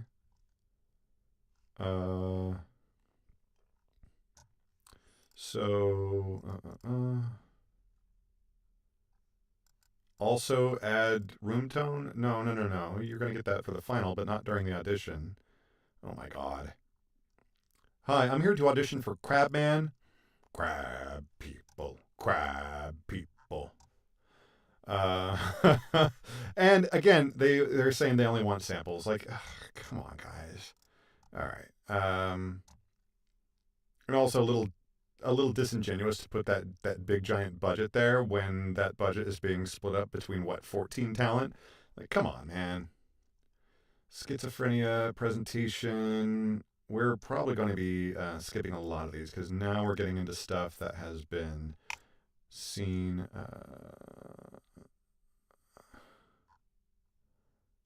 What? The grandpa line. Yeah, my voice does sound older, but not that old. Caregiver communication. They don't know if they want a young male adult or a female senior. Like, online court. Like, and they, okay. They don't want a custom audition. Like, how are you going to make a decision based on commercial demos whether you want someone doing your caregiver training video? Like, what are you doing?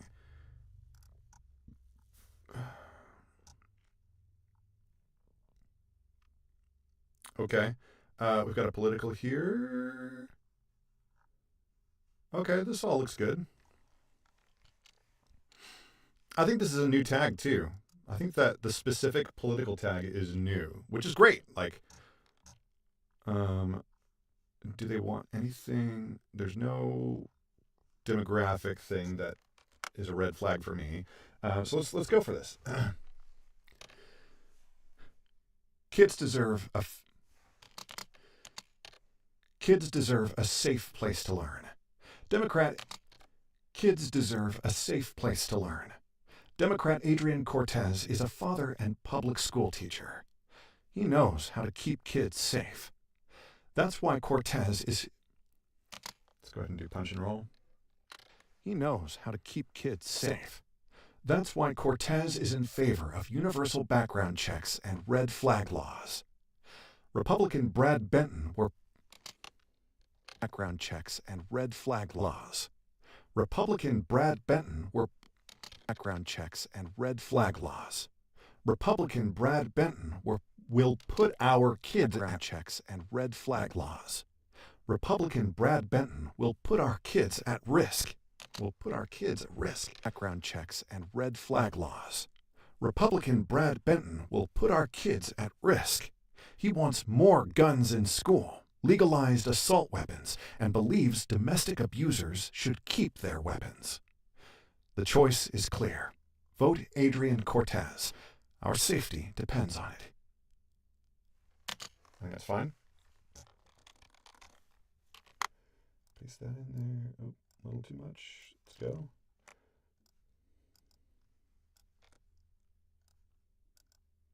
All right. Look at that. Quick edit. That's why I do punch and roll. The edit is so quick. I don't even have to listen to any of it. Super fast. Adrian Cortez. Hope I'm saying that name right. I will feel like a big old dummy if I'm not.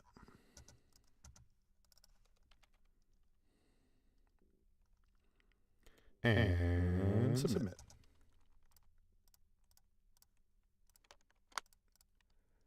Get this one ready to go. And we'll see if I'm done. So here or not. Let's take a look. Engraving machine. That sounds interesting.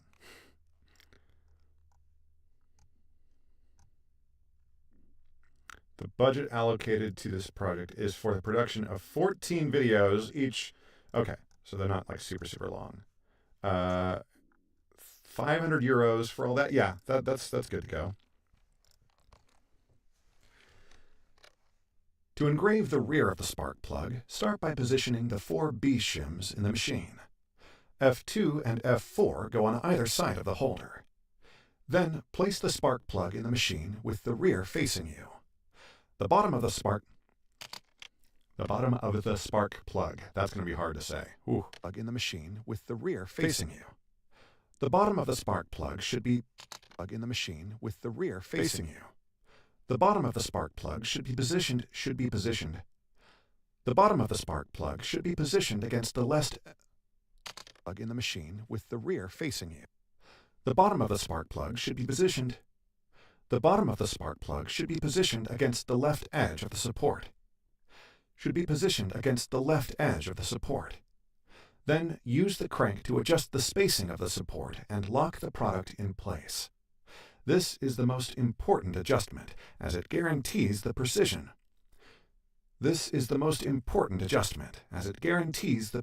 of the engraving. Okay. So the second one, we're going to have to listen to these transitions because I got lazy. With the rear facing you. The bottom of the spark plug should be positioned against the left edge of the support. Is it here? Plug should be positioned against the left edge of the support. Then use the crank to adjust the spacing of the support and lock the product in place. This is the most important adjustment, as it guarantees the precision.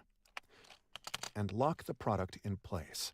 This is the most important adjustment, as it guarantees the precision of the engraving. Sure. Make it active. Healing and engraving. Enter. Accept. Here we go. This is a case where it's highly unlikely that this client will give a shit that I'm a military veteran, given that payment is coming in euros. But whatever. You never know.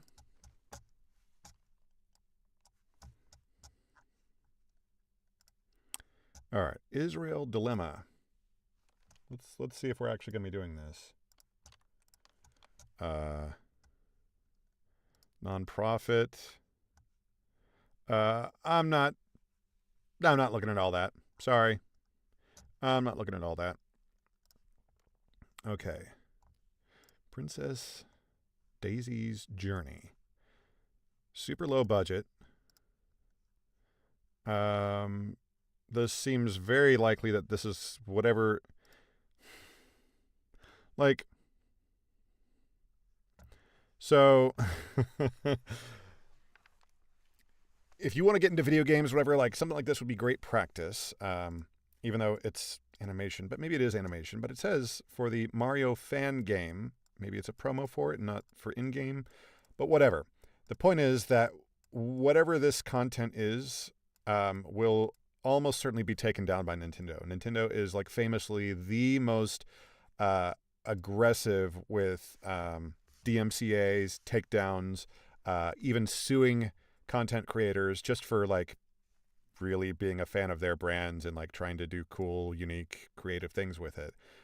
So when you're doing things that are not specifically licensed by Nintendo, that are Nintendo related or feature Nintendo intellectual property, just be aware that you may not be able to use that in your portfolio long term.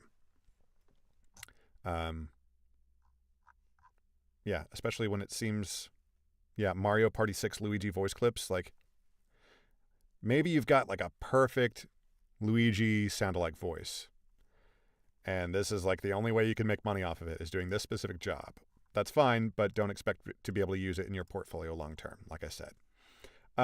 Also very funny, Steven Caballero is the client name, and Stevie Caballero, as he's more frequently known, is like, he was like my favorite skateboarder back in the day. Shout out to Bones Brigade, early 90s. All right. The Hobbit's Thranduil impersonation. I don't remember which character that is. We're just going to get rid of that. Multiplayer video game. Publisher Square Enix. Third person multiplayer. Yep. Super standard. Chinese accent. Okay, obviously that's not us, so we're not going to do it. Let's make sure there's nothing new on voices. Please just refresh the stupid job page. Okay. Here we go. All right. So that's everything on voices.com and Voice123. We've gone through everything that's come in so far today. Let's head over and just look at ACX, and I'll just walk you through my thought process when I am considering auditioning for books. I've seen a lot of people on Facebook, the Facebook audiobook narrators groups. A lot of people are, I don't want to say complaining, because like the struggle is real. Like it seems like people are having a hard time right now on ACX, trying to get work, get worthwhile work and everything. So I'll just walk you through my process here. Right now, so ACX, for whatever reason, ACX forgets most filters. Like I constantly, like I'm trying to uncheck the erotica box. Like I'm not going to do erotica. Like I'm just not going to. But it will probably forget that the next time I log into here, and it will reselect that. It has remembered the gender selection, and it has remembered my budget. And those, frankly, are the most two important things. Everything else, I'm fine with just seeing what else is out there. But this is my budget range that I'm willing to work at. I've actually found that projects in the top budget range are usually scams. Let's look at it real quick. Favor in Business, inspiring business stories from great entrepreneurs in American history.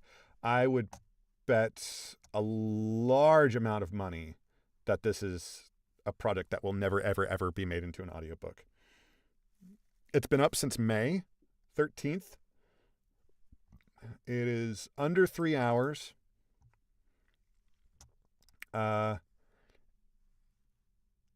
And the only, like, I don't believe you. I just don't believe you. Maybe Saul Flores, if you can DM me proof that you've had this made into an audiobook, I will Venmo you $5. And then you've got La Guía al Éxito en los Negocios para los Amantes de los Viajes. The Guide to Success in Business for the Lovers of for Travel Lovers. Okay. This is a situation where, like, my personal feeling is that non-English versions of books should cost more to be produced. Which is, it's kind of in tension between the two different markets. The market for the book, for the product market versus the labor market. The product market, yeah, the Spanish version is probably going to sell fewer copies. But the labor market, there's so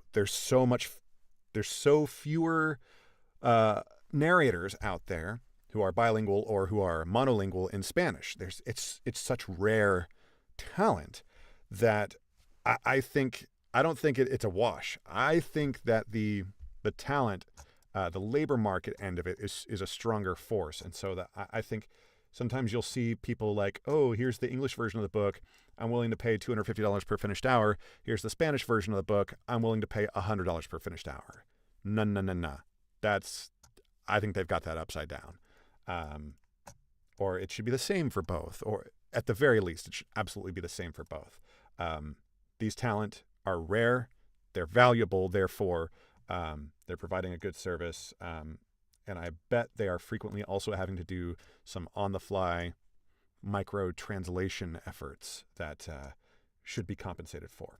Anyway, this is why I rarely look at this price bucket, because either they're going to be, I won't call it a scam, I'll call it not a real project. This is not a real project. This will never be made into an audiobook.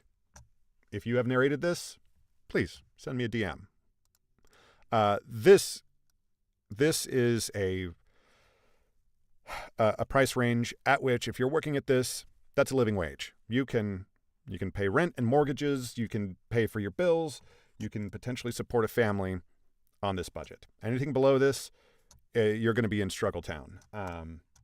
So we've only got 12 projects, it says, in this price range, with these filters selected. So that is a bummer. But let's take a look at this. My first pass, whenever I'm like looking at what's available on ACX, is just a vibes pass. This looks like AI content, but the text and everything looks like well constructed and everything. By the way, I'm absolutely judging these by their cover. You got to do that as someone who's potentially going to be working on these projects. Some of these I've actually seen. Some of these projects have been on up here. Look at this, May 23rd. So I've seen a lot of these already, so I won't go over them again. Let's go ahead and let's get all of these projects on the screen here. Yeah, not really surprised at some of these still being up here, but let's take a look here. So like certain things, again, you got to be a little bit self-aware. Audiobooks, I've mentioned for commercial voiceover, for the short form voiceover stuff, where you are portraying one character, the modern world of voiceover casting is authenticity. So if they're looking for, Chinese American, maybe with an accent or even with no accent, they want someone who authentically represents that demographic.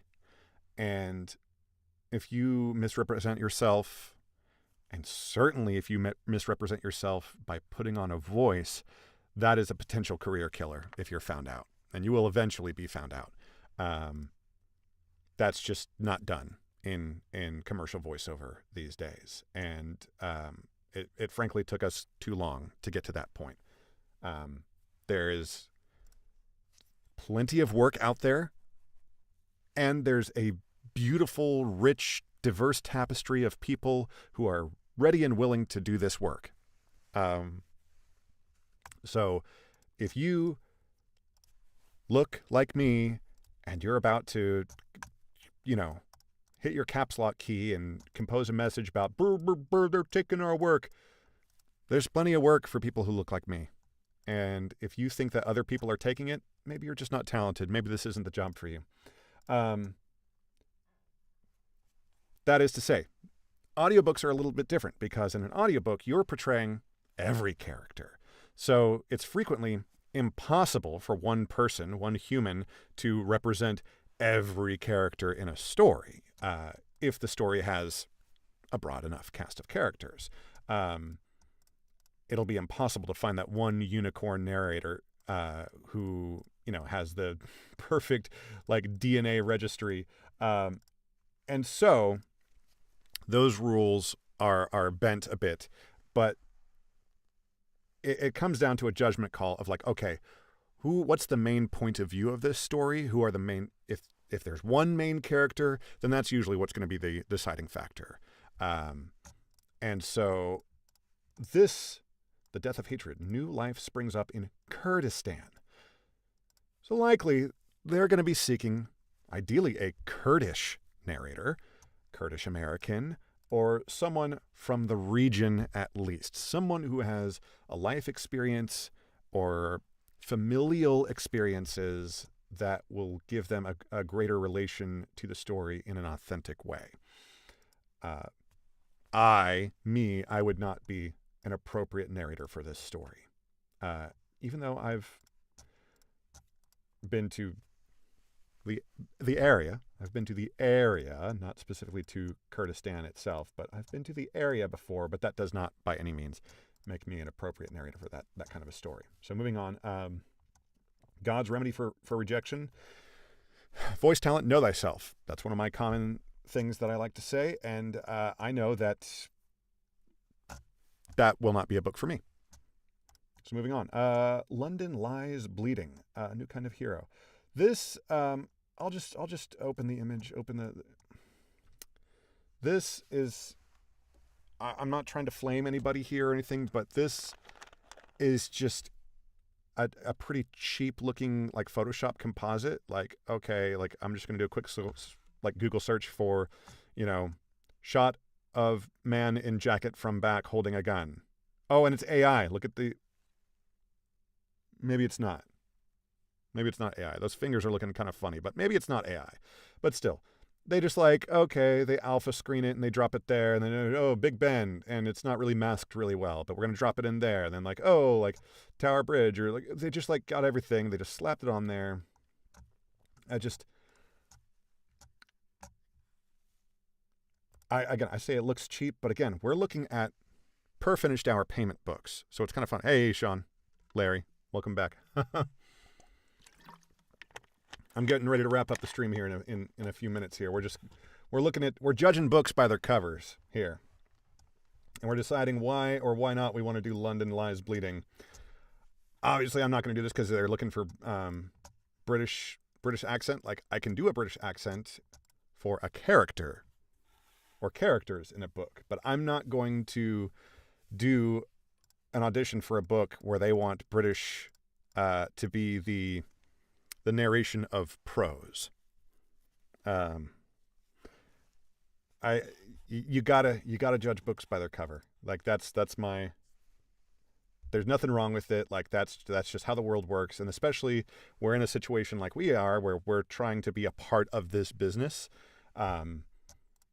Like, just think like telling your friends like, hey, cool, I just finished this audiobook. Oh, cool. What's it called? Let me look it up. Like, do you want to be like kind of embarrassed when your friends do a quick Google search and they find this? Like, oh, you narrated this? It looks kind of silly. Well, no, it's actually a very serious book. Okay, well, the cover looks silly. That's the kind of thing you want to consider. But, you know, maybe this is an excellent book. And hey, it's book one of a series. And so if you can get into this at this $200 to $400 range, good length book, maybe it ends up being like a 5-book series. That's some good money. That's several months of rent right there. Like, go for it. Absolutely get it. Just, you know, once you get to where you can start to be more and more picky, you should start to take that in mind. This cover looks badass. Look at this. Holy hell. What was the show that had all of this stuff? Was it True Detective? Oh no, it was Westworld. That all of this kind of, right? I think it's Westworld. Some show of that era. So this looks super cool. But let's keep going here. Quantum Grail. That sounds like the kind of thing that I would get hired to do. I do a lot of science fiction. Cover looks fine. Doesn't really tell us a whole lot except for it's a dude person and a lady person, perhaps. We don't know if it says a novel. We don't know if it's part of a series. I'm sure we could do some more investigation. A Navy SEAL and a convicted hacker into a tenuous alliance. Like, okay, we are a thriller in suspense. Hell, we'll just look at the script real quick just to see if there are any red flags in the script. Sample script for ACX.doc. Love to see that. I don't have a million things named the same thing in my downloads folder. All right. This is perfect. Perfect length for an audition script. This should come out to 3 to 5 minutes, which is exactly what you want for a voiceover audition. Bill Fisker. Have I done an audition for a different book by this author? I feel like I've seen this name before. Bill Fisker. And it looks like they've also done a good job of selecting a scene from the book. It looks like these are probably the two main protagonists in this book. Nia or Naya, I don't know how you say that, but if you were going to do this audition, you would probably want to look up some examples of people saying people's names who are named Naya or Nia. Nia? Naya?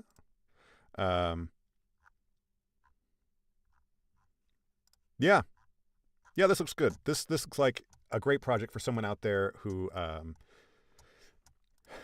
ideally you've probably done a little bit of portfolio building. This is a good, 10th book for someone to do. This is like a home run book number 10 for somebody out there. And in fact, if I didn't have just a jam-packed calendar of audiobooks, I would probably audition for this. I'm at 40 books myself, but yeah, I would do this as number 41. But moving on. So that's a good one. Stranger in the Mind. Okay, we've got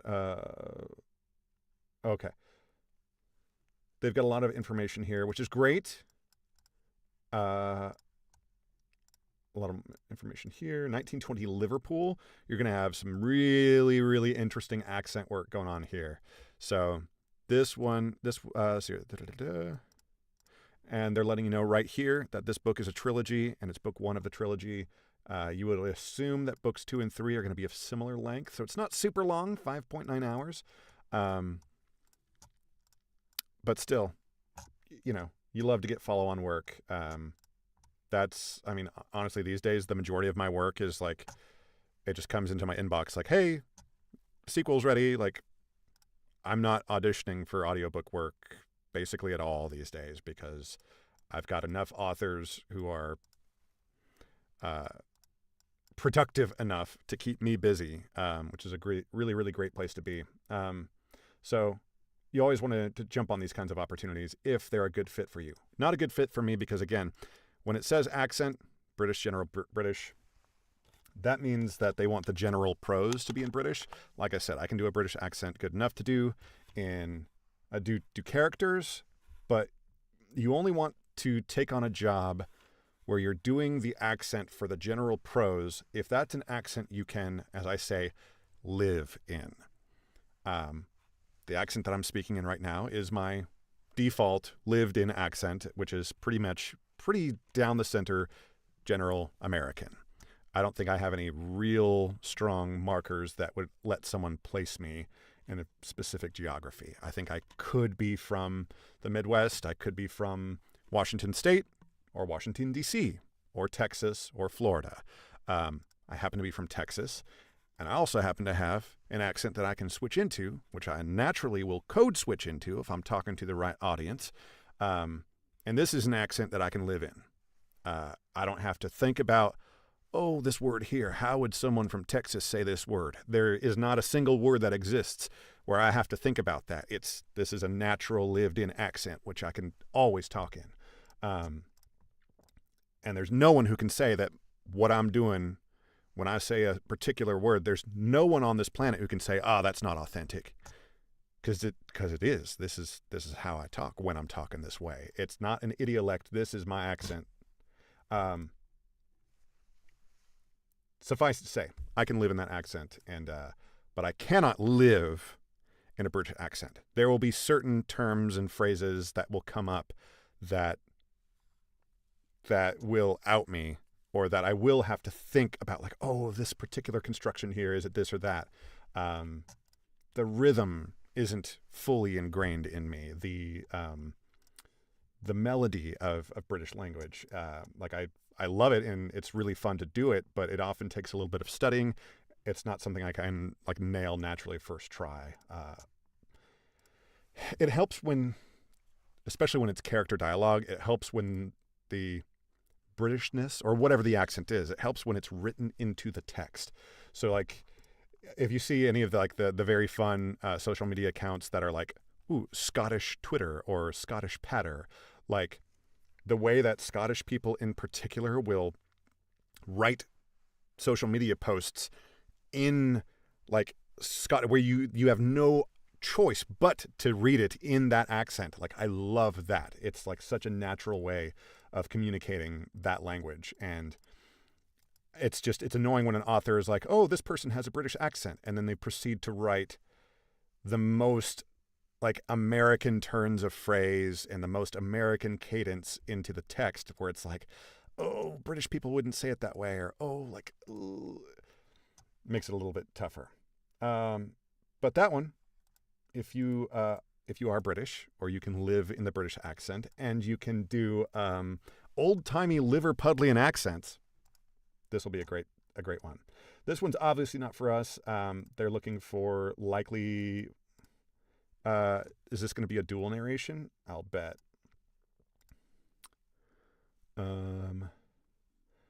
Seems like, it's going to be a romance, and they're probably looking for dual narration. But they are very specifically looking for Black talent, and so obviously that's not us. And the last one here, The Briar's Veil. Is this an AI cover? This looks like composite AI. Like these roof lines. It doesn't look natural. I don't think anyone would create that. Like this little bit with the shutters poking out like that. I don't think that's natural. But whatever. At a glance, it looks fine. The text looks good. Where's this text from? Where do I know this text from? There's some show or something that has used this font. But going back to it, again, it's another British.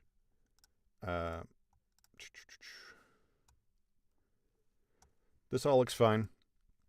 So, in response to why I came to ACX today at all, a lot of folks in the Facebook groups who are getting a little bit down on ACX.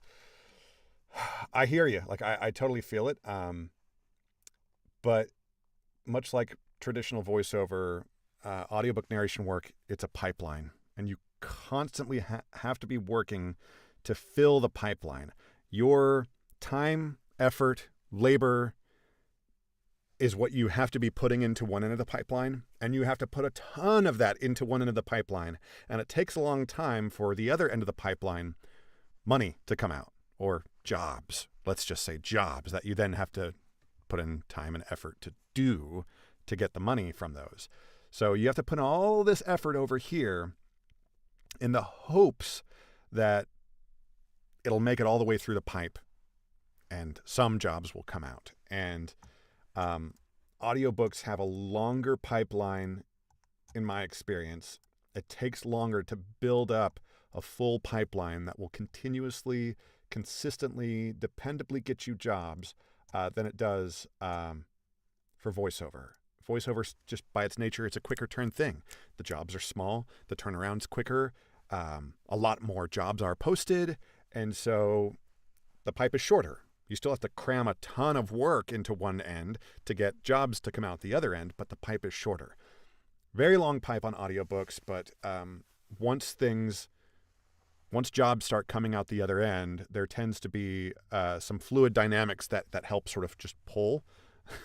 We're really taking this metaphor really far here.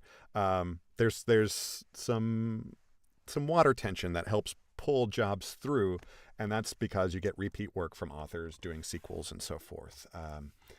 And you know, it's hard, but there's not nothing. There are a couple of good jobs in a good price bucket that, for me in particular, I'd be like, hell yes, I'm doing that. Quantum Grail, hell yes, I'm doing that. London Lies Bleeding, actually no, that was British. A lot of British work out here. So maybe right now in this particular price bucket, there's only one. But guess what? That gives you an opportunity to work on other parts of your business. Your website, your demos, work on voiceover, work on just general training, work on promoting the last book that you did. There are things that you can do. You can always be working on your business in one way or another. And if you're not, you need to be looking at this as a business and be ready for all of the ups and downs that come with that. So I hope that the folks out there who are struggling, I hope that things work out for you. Be the best that you can be fast, be on these auditions when they come up. You have to strike while the iron's hot. And this audition came up September 25th, so it's over a week old. That's too old. I guarantee this author / rights holder, whatever, has already received dozens and dozens, if not over 100 auditions. So seeing this now and auditioning now, you're too late. You need to have the mindset of like, if I don't audition the day it's posted, I'm too late. I'm not getting that job. That is the mindset that you need to have, because these people who post these, they quickly get overwhelmed with the sheer volume of auditions that come in, and they'll frequently take them off of ACX, and then people panic. Oh, what does this mean? Blah, blah, blah. Just understand that they get inundated with so many more auditions than they expected, especially if they're their first time poster. But if it's a real job, it'll be a real job. And if you're right for it, you'll get it. And if not, then you were never going to get it anyway. So it's fine. Move along.